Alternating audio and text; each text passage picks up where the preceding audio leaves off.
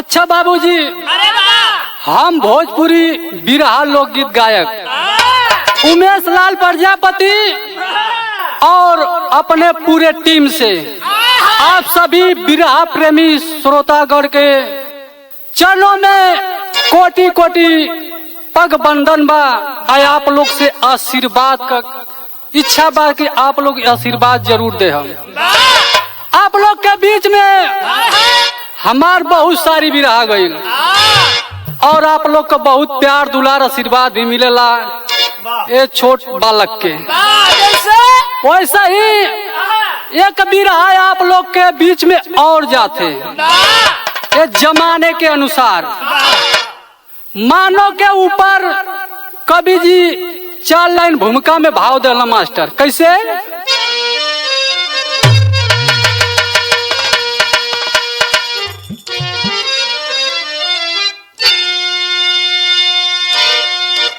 मानो से मानो को मोहब्बत नहीं, पैसों पे बेईमान बिक जाता है। छोटी सी दौलत के लिए आज किसी के आगे वो झुक जाता है। होने लगा अपमानित रिश्ता अब, इसीलिए रिश्ता देखो टूट जाता है। मानो आज दानों बना समय से पहले ही जनाजा उठ जाता है।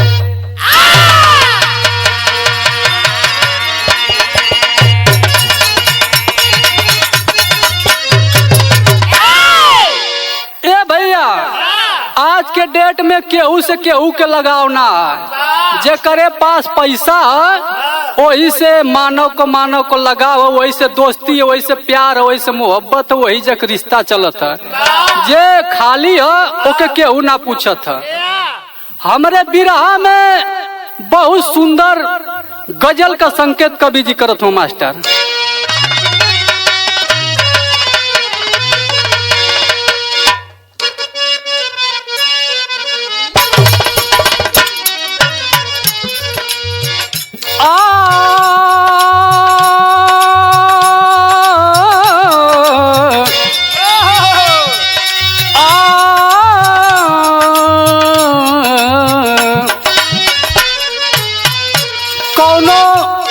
प्रेमी कहता दिल का क्या करें साहेब,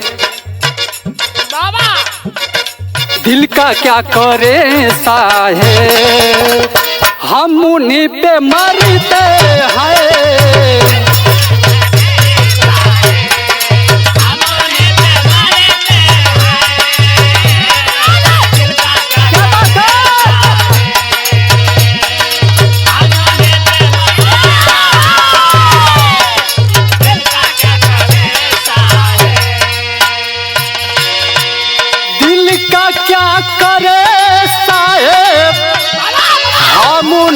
पे मरते हैं,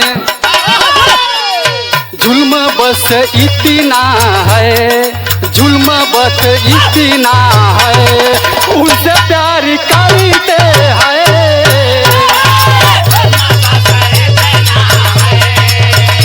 ये बहादुर क्या बात है?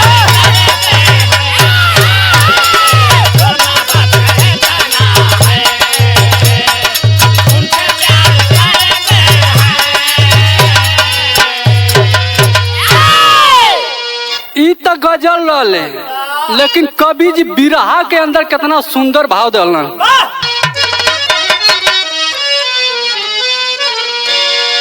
कैसे पहचानोगे किसकी नीयत गंदा है,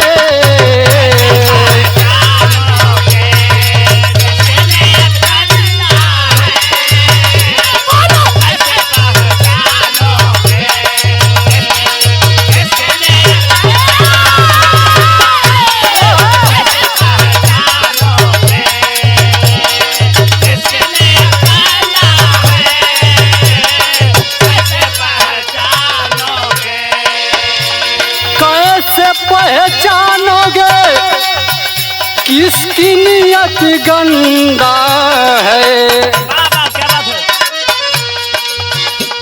किसी से ना डरे कोई, किसी से ना डरे कोई, शादी बनी धंधा है।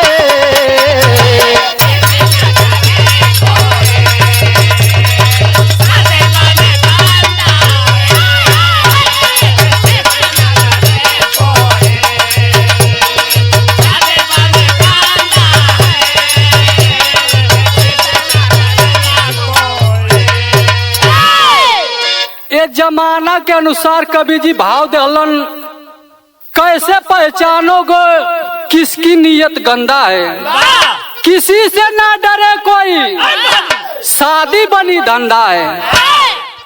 कवि जी भाव काहे दहलन ये बिरहा में पता चली। यही जग से हमरे कहानी के शुरुआत भइल मास्टर।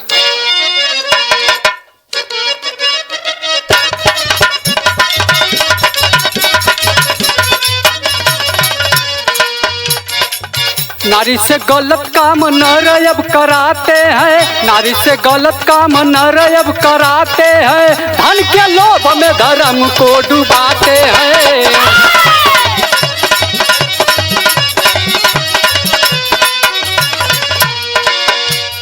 कहानी कहाँ का बा? प्रांत एमपी में जबलपुर आला है, प्रांत एमपी में जबलपुर जिला है, इंद्र तिवारी के जीवन का लीला है।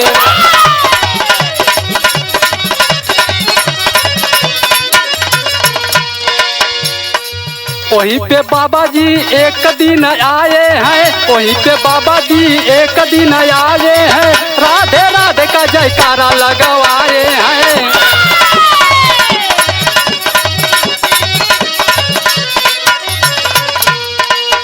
हुई न शादी बाबा को बताने लगे,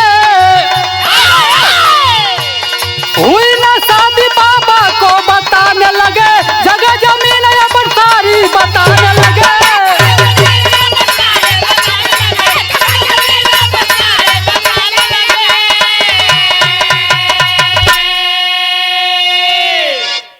जगह जमीन अपन सारी बताने लगे। ए बाबूजी एक बार कहानी के समझ लेवल जा। प्रांत एमपी मध्य प्रदेश, जिला जबलपुर। आज के डेट में बिरहा प्रेमी, बिरहा सुने वाला भैया लोग ज्यादा देखबा तो कुछ ऐसा आदमी हो गल हुआ कि अपन इज्जत घर का ना देखत हुआ, न अपने बहन बेटी का इज्जत देखत हुआ, रुपया खातिर उनके कहीं भी परोस देत हुआ। यह कहानी ये बिरहा में मिली।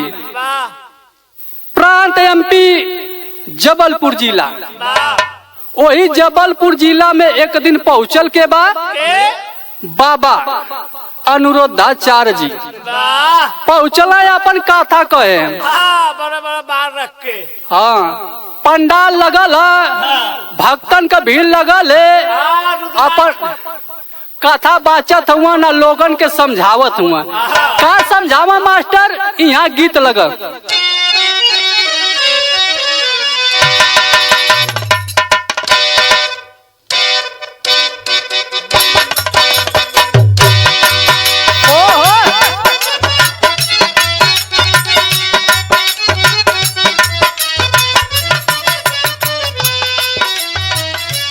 ये बड़ी पुरान गीत है, एक कुल गीतन का जोड़ना है, एक कुल जो ढोड़ी चटना फैलल हुआ, एक कुल गीत का जवाब ना दे पैया।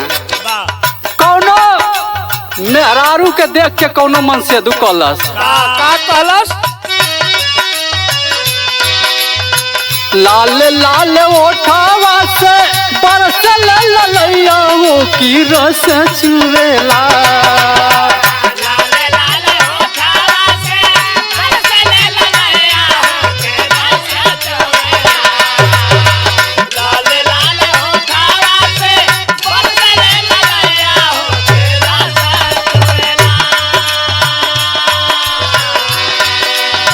लाल लाल ओठावा से जैसी रस चुएला, जैसे या मावा के मोजरा से रस चुएला, हो की रस चुएला।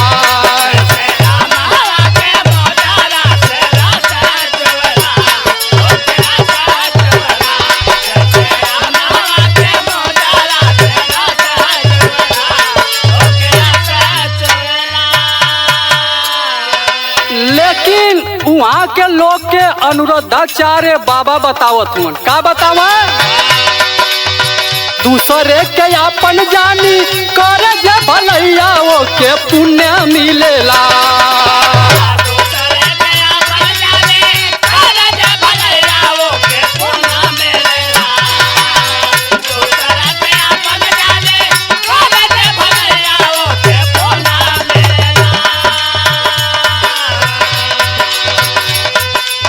दूसरे के अपन जानी करे जे भलैया ओके पुण्य मिलेला, ओके पुण्य मिलेला, ओके जीवन के सारा सुख धन्य मिलेला, सारा धन्य मिलेला।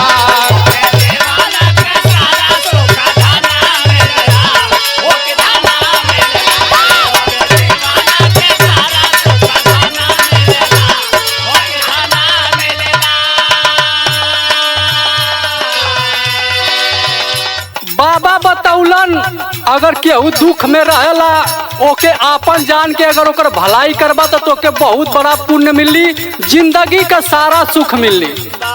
लेकिन बाबा से लोग सवाल कर, का सवाल कर मास्टर,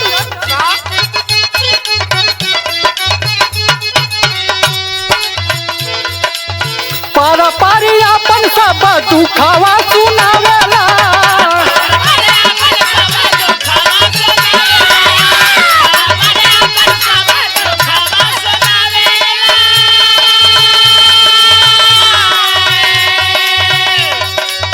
अपन सवाल के जवाब सब पावेला।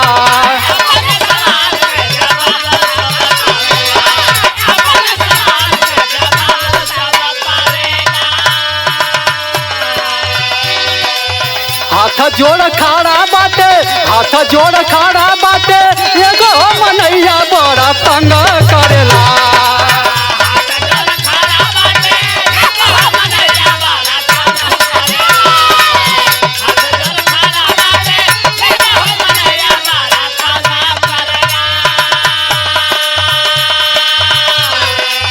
हाथ जोड़ खड़ा बाटे, एगो मनैया बड़ा तंग करेला, बड़ा तंग करेला, ओके जीवन के सारा सुख धन्य मिलेला, हो सारा धन्य मिलेला।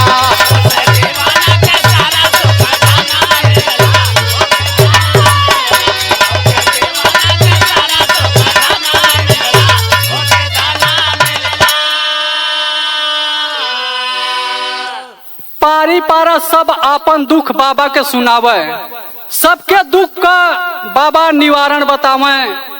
वही में एगो व्यक्ति खड़ा भइल जेकर नाम बतावल गईल इंद्र कुमार तिवारी, जेकर उम्र कितना बा, 40 से 45 साल।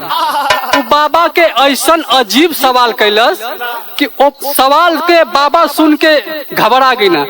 सवाल का कैलस मास्टर, यहाँ गीत लगत है,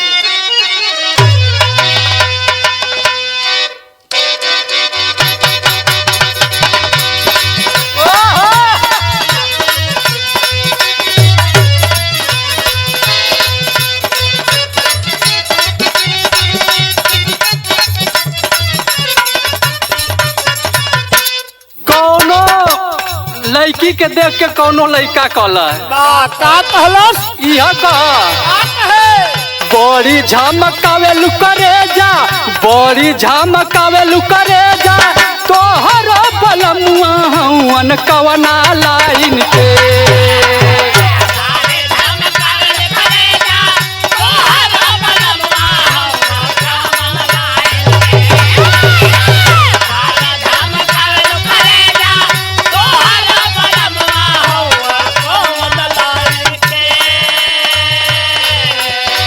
बड़ी झमकावे लुकरे जा, तोहर बलमुआ हवन कवना लाई कि रोज रोज घूमेलू बाजरिया, कि रोज रोज घूमेलू बाजरिया, प्यान के नया डिजाइन के।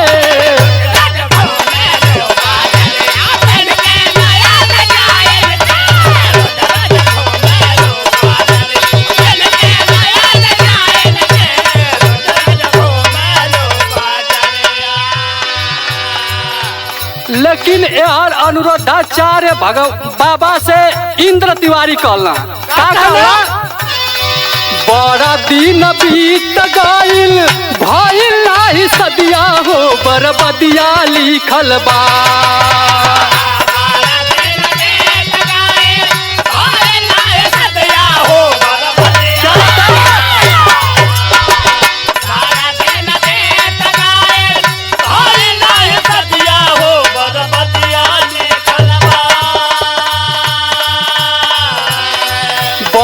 दिन बीत गइल भइल नाही सदिया हो बरबदिया लिखल बा, हो बरबदिया लिखल बा, तय बही लागल ना हरदिया हो बरबदिया लिखल बा।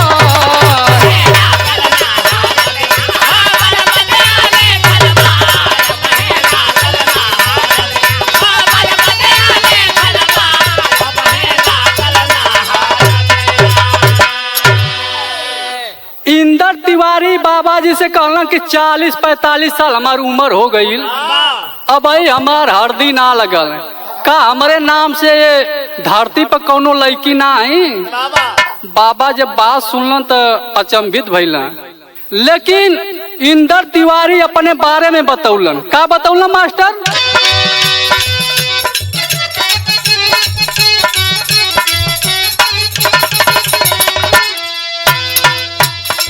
18 बीघा बाटे हमारे जमीनिया,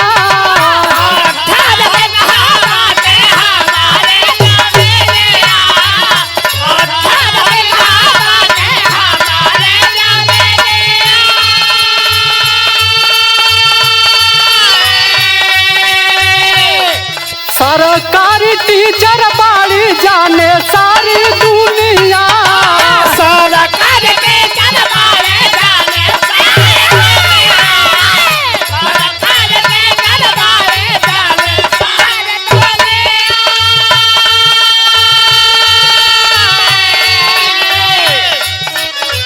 दोनों वीडियो देखत रहले, दोनों वीडियो देखत रहले, भाई और बहनिया हो बरबदिया लिखल बा, हो बरबदिया लिखल बा, तो बही लागल ना हरदिया हो बरबदिया लिखल बा।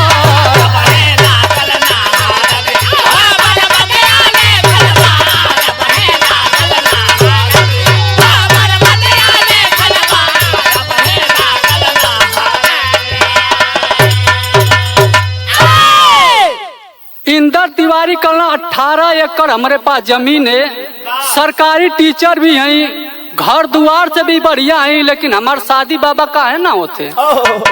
जब बाबा कहीं कथा करे तो उनकर ऑनलाइन प्रोग्राम चलेला है, ये प्रोग्राम के देखत के रहल गोरखपुर का 2 ठे भाई बहन, भाई संदीप तिवारी और बहन जो थी खुशी तिवारी। जब ये वीडियो देखलस खुशी तिवारी तो बार बार वही के आगे पीछे कह के देखा, ओके 18 बीघा जमीन और सरकारी टीचर लौकत रहा, धन पर लोभ आ गइल। जब भाई देखलस कि बहनिया बार बार एक का वीडियो देखत, वो देखलस, वो का दिमाग एकदम काम ना करत था। अभी कैलाश का कि गोरखपुर से आयल कहा जबलपुर, आ जबलपुर आए के मिलल कैसे, वही इंदर तिवारी से। आ इंदर तिवारी से मिलल तो एगो बात कलस, बात का कलस मास्टर, गीत लगत।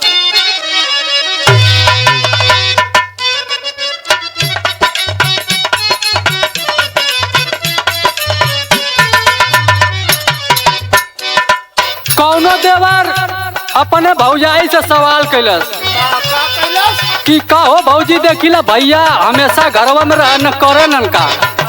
वो भौजैया बतावतिया बैठ के रोज निहारे हमार झुमका और बाली।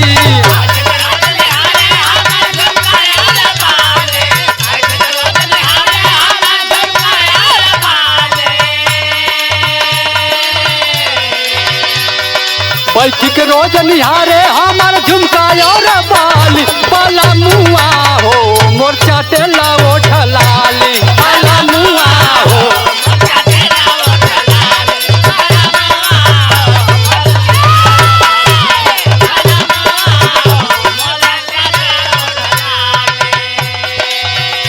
लेकिन संदीप तिवारी इंदर तिवारी से का कहत हुआ बहन हमार खुशी तिवारी हम उनकर भाई।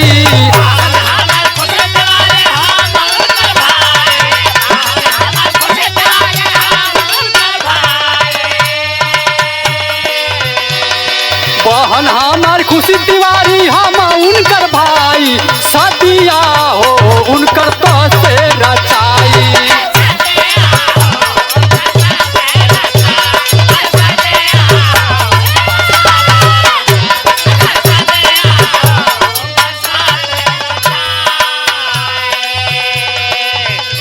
संदीप तिवारी कहलन हमारे एक छोट बहन बा खुशी तिवारी। हम सोचत थी कि उन्हीं से अगर आप शादी कर लेती तो हमारे सर का भार कम हो जाए। और का कहलन हवे न माई बाबू बाड़े मजबूरी।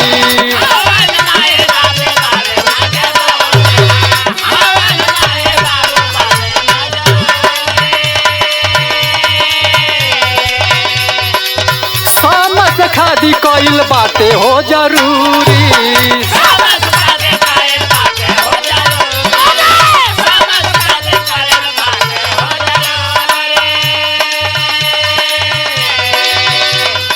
हथवा क के पीला अपना सर से भार हटाई।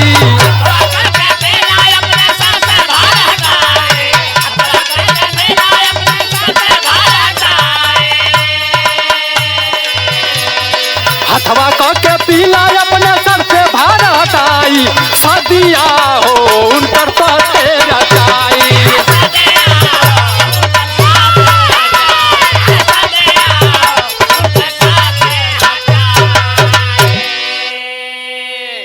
कहलन कि हमार माई बाबू बचपना में मर गईलन।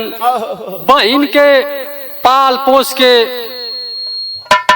पढ़ौनी लिखौनी अब हमार बहन सयान हो गई। घर का इज्जत है अगर एकर शादी बदे अब स्वीकार कर ले तो हमारे ऊपर बहुत बड़ा एहसान हो जाये। ये अर्थ इंदर तिवारी भी जो होत रहलन शंकर भगवान नियर अपन बड़ा खुश भइलन।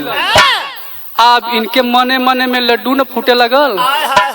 अब नंबर उम्र दे के संदीप तिवारी चल गई। अब ये हर जवन है कि खुशी तिवारी और इंदर तिवारी 2-4 महीना खूब झोंक के बतियौलन। जब 2-4 महीना बतियौलन जब दिन कुछ दिन बीतल तो का हो तो पंकज तनी तेरी में भाव लगा।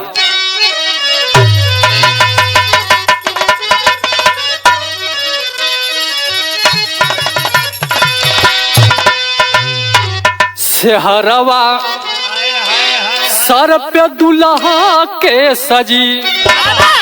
सेहरवा ए बाबू सेहरवा हो सेहरवा। अरे सेहरवा सर पे दुल्हा के सजी। खुशी मन में बैठल खिलल बा चेहरवा। अरे चेहरवा अरे चेहरवा।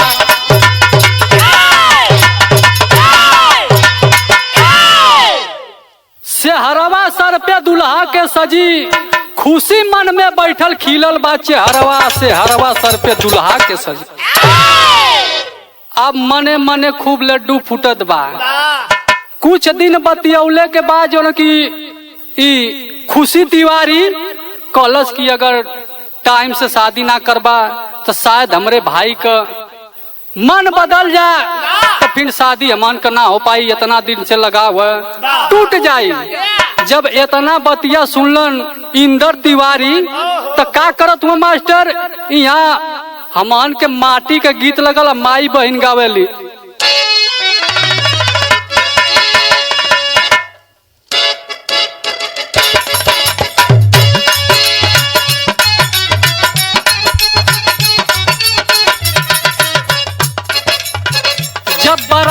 कुछ दूर पहुंच जाले गांव में तो माता बहन लोग गावली का गावली अपन खोलिया बहराए फलाने रामा।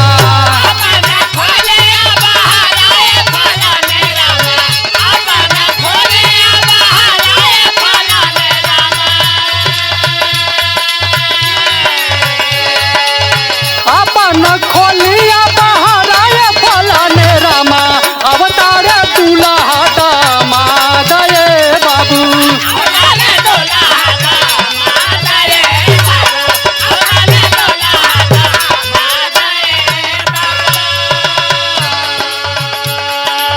लेकिन इंदर तिवारी का करत हुआ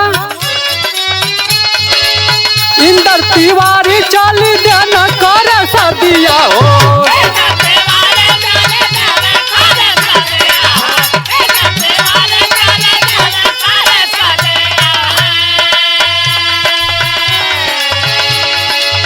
इंदर तिवारी चाली देना कर सदिया हो। आई गई गोरखपुर माझार ये बाबू।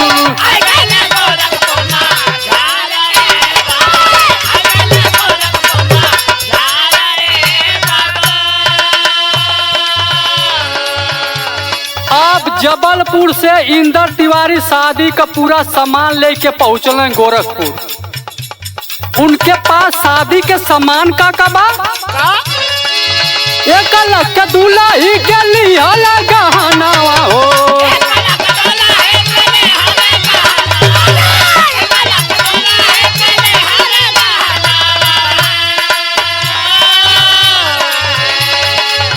एक लाख के दुल्ही के लिहल गहना हो।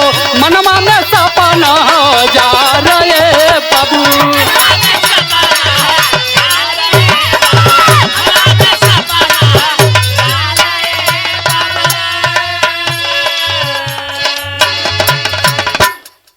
एक लाख का गहना लेके और कुछ कपड़ा लेके इंदर तिवारी पहुंच गए खुशी के लगे। शाम का बहुत सेवा पानी सब कैलस भाई बहन मिलके खियौलन पियौलन।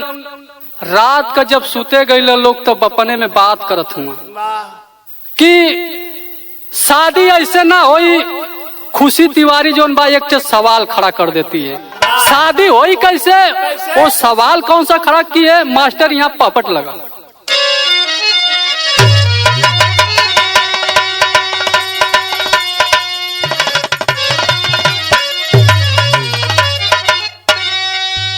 और लिख के दा मरले के बाद मिली सारा धनवा मोर सजनवा हो। अरे लिख के दा मरले के बाद मिली सारा धनवा मोर सजनवा हो। तबे बनबा तोहार हम जननवा मोर सजनवा हो।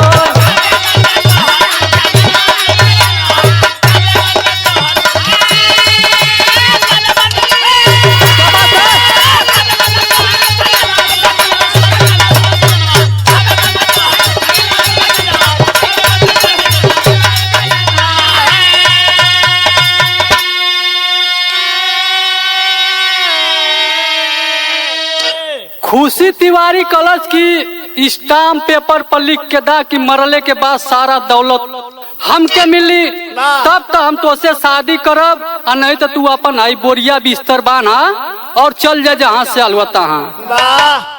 अब इंदर तिवारी मन मन सोचने लगा कि शादी होई तो चाहे हमार धन होख चाहे एकर होख। समझा कि अपना इंदर तिवारी उस बात को स्वीकार कर लिए। स्वीकार करने के बाद जितना गहना लाए थे पूरा दे दिए, उस स्टाम्प पे साइन कर दिए। और गहना और जब साड़ी पाती है तो करती क्या है? क्या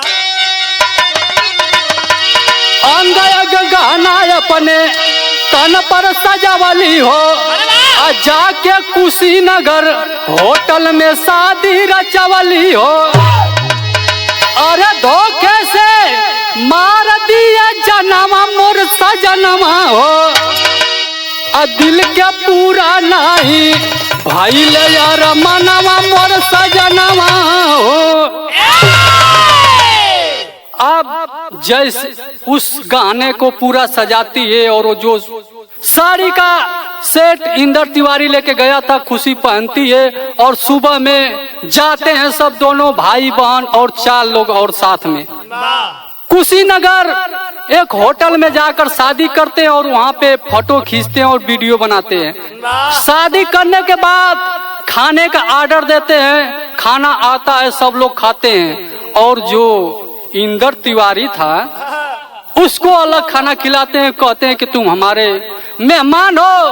अब मेहमान तो भगवान के समान होना। उनको कुछ अलग भोजन मंगाए थे और उस भोजन में जो था कि नींद का गोली मिला दिए थे। जैसे उनको नींद आना चालू हुई, कार उठाते हैं और कार में बैठा के एकांत में ले जाकर इंदर तिवारी को वो 4 दोस्त जो थे संदीप तिवारी के उसका जान मार के एक झाड़ी में फेंक देते हैं। झाड़ी में जब फेंक देना, ए बाबू, इंदर तिवारी के लसिया पे कुत्ता बिल्ली अपन खूब एहर ओहर नोचत बना, लेकिन एहर जबलपुर इंदर तिवारी के घरवा होत का कवि जी आल्हा में भाव देना।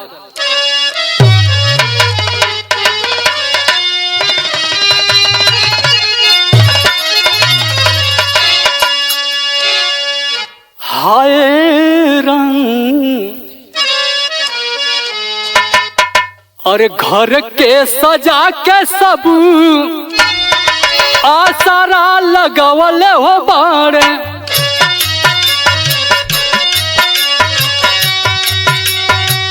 आंगना में स्वागत के फूल बिछल बा।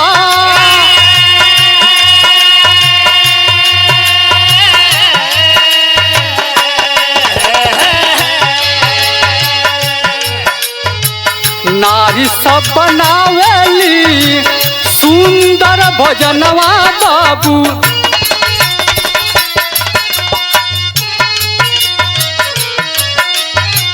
गाँव घर हिता मीता सब जुटल बा।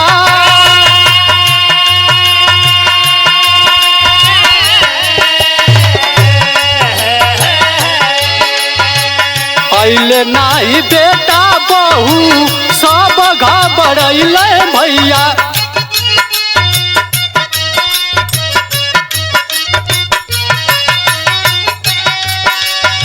संजय जाके रापट हो दिहल लिखा।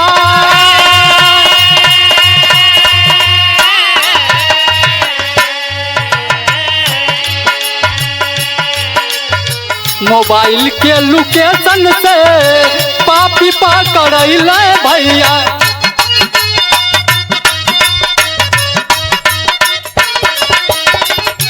बयान सुन के दरोगा जी हो गइल घबरा।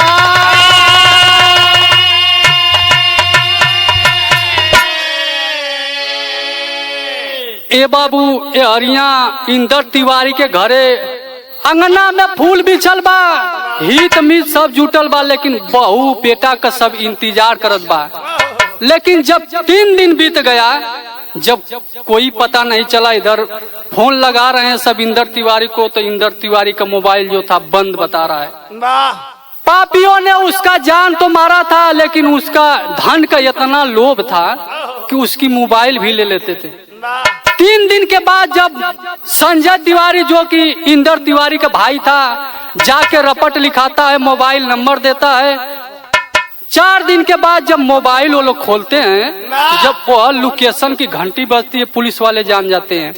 तुरंत कुशीनगर चौकी में रिपोर्ट को भेजते हैं और उस लोकेशन पे जाके पुलिस प्रशासन वो दोनों को पकड़ती है। अब पकड़ला जब पुलिस प्रशासन, तो जब मार पड़े ना, तो अच्छा लोग लगे ना भूत नियर उगले। जब मार पड़ल तब बता देना कुल पूरा सच्चाई। लेकिन दरोगा जी कहलन, तुम लोग इसका जान क्यों मारे, इससे क्या दुश्मनी थी, तुम्हारे बहन से तो वो शादी कर ही लिया था। लेकिन जब इतना बतिया दरोगा जी कहलन, तो इस संदीप जोन बा, जोन खुशी तिवारी का भाई बा, बतावत है का बतौलत मास्टर खड़ी लगा।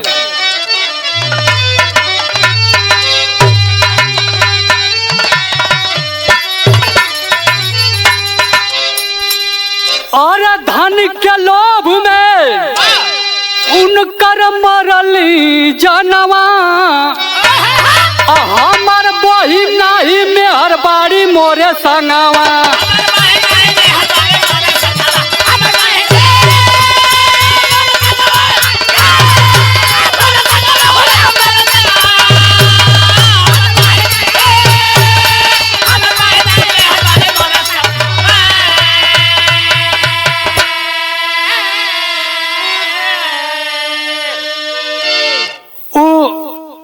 जब अपन मुंह खोलस तो कलस की धन के लोभ में हम दोनों मिलकर इंदर तिवारी की हत्या किए हैं।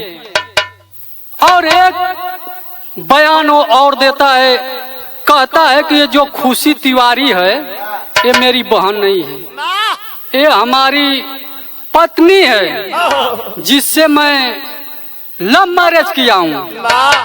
लेकिन जिस दिन वो वीडियो देख रही थी हम लोग के दोनों के बीच, हम लोग के दोनों के दिल में मोह समा जाता है, धन का लालच समा जाता है।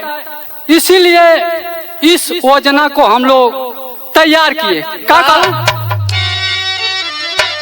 एक दिन मोबाइल में जब वीडियो देखली हो, वही समय मिले खातिर योजना बनावली हो।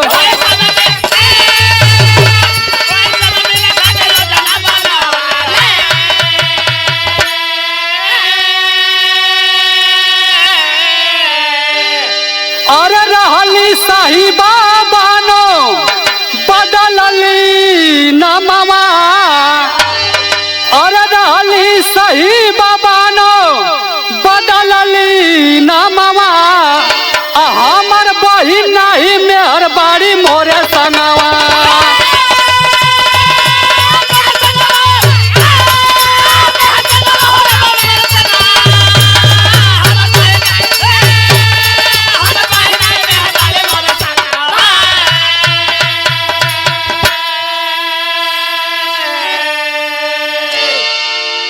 जो खुशी तिवारी थी उसका नाम साहिबा बानो था, और जो संदीप तिवारी था उसका नाम साहब दीन अंसारी था। ये दोनों प्रेम विवाह किए थे, लेकिन धन के लोभ में भाई बहन बनकर एक अच्छा इंसान का धन हड़पना चाहते थे, धोखे से लूटना चाहते थे। जहां तक कि वो लोग पूरी कोशिश किए लेकिन अपने कोशिश में नाकाम रहे। अब वो दोनों के पकड़ने के बाद जो है कि पुलिस प्रशासन वाले ने उन्हीं दोनों के आधार पे उन चारों साथियों को भी पकड़ लेता है जो कि साथ में मिलकर इंदर तिवारी की हत्या किए। ये बाबू कहल जाला कि तीन छिपाए ना छिपे, चोरी हत्या पाप खुले अपने से आप। ये धरती पर अगर मानो हुआ तो तू सोचबा कि हम बहुत बड़ा चालाक हैं, तो ये तो हार भूल है। बुरा काम का बुरा नतीजा ना मानो तो कर देखो, जिसने जिसने किया है यारो उसका उसका घर देखो। अब चारों को उठाकर, ये दोनों छवों को उठाकर दरोगा जी जेल में डाल दिए आजीवन करवास के लिए। यहीं से हमार बिरहा समाप्त भइल। गुरु घराने का पर्चा लगल मास्टर।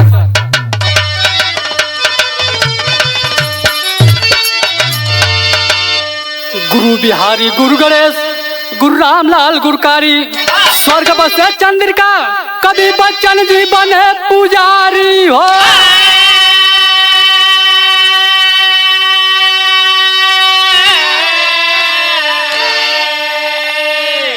सेहरवा सर पे दुल्हा के सजी, कविता उमेश लाल कलयुग में इज्जत गईली घाटी। सेहरवा सर पे दुल्हा के सजी।